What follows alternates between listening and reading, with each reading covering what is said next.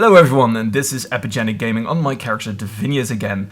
So 3 days down the road of crying on the forums and giving constructive criticism to Blizzard, and it has happened. Our Shadow Priest nerfs have been reverted.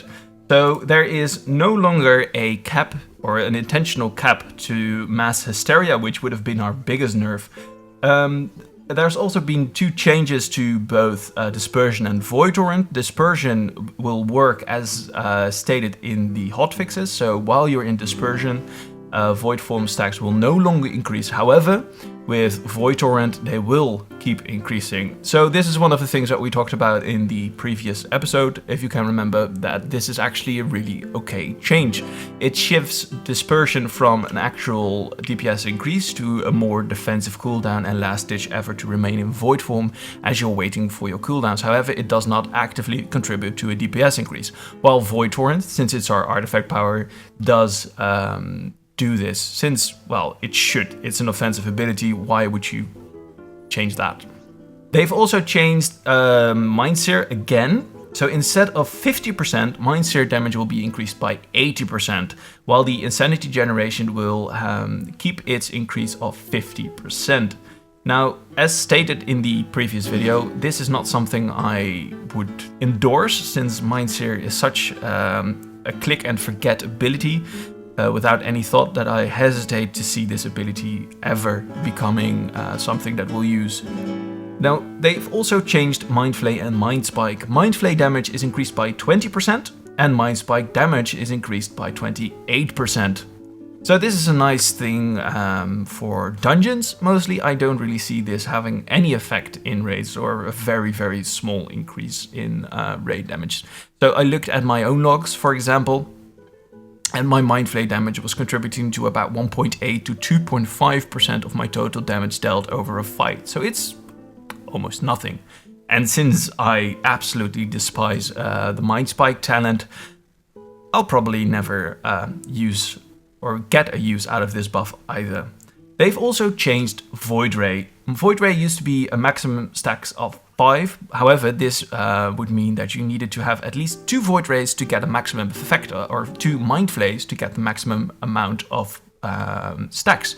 By changing this to 4, you only need 1 full Mind Flay to get the most benefit out of this talent, and therefore it is most likely that during single target fights, for example, or if you're not that comfortable with using a Void Lord or Reaper of Souls and you just want to have a bit of a more relaxed type of playstyle, this is actually a small buff to that as well. There's also a developer note which states that given the damage increase to Mind Sim, Mind Flay and Mind Spike, this will still result in an overall increase to the value of this talent. So even though they reduce the stacks, the amount of damage you get out of it is higher than before. And that's about it. They also added another developer's note at the very end of the new hotfixes, where they state that they would have preferred that Surrender to Madness not be as dominant as it is, and that it wouldn't be able to be extended for as long as it is now. However, that addressing this further would require significant changes to the spec beyond what they were intending to do in tuning at the present time, but they are looking at an opportunity to have a more comprehensive look at this issue in a future patch.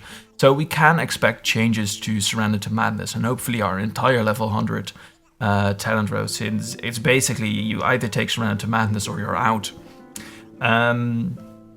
And I also do really hope that I don't hope that they do change it, but it is inevitable that at one point or another in the future there will be changes to mass hysteria, since its scaling is already proven to be extremely affected, and the more haste we get, the closer we get to the general minimum amount of cooldowns on our spells. We can get into Surrender to Madness for a long time, increasing our overall mass hysteria stacks by such a tremendous amount that will be basically unstoppable and doing twice everyone's damage during a long burn phase, and this is obviously not something that's healthy for the game.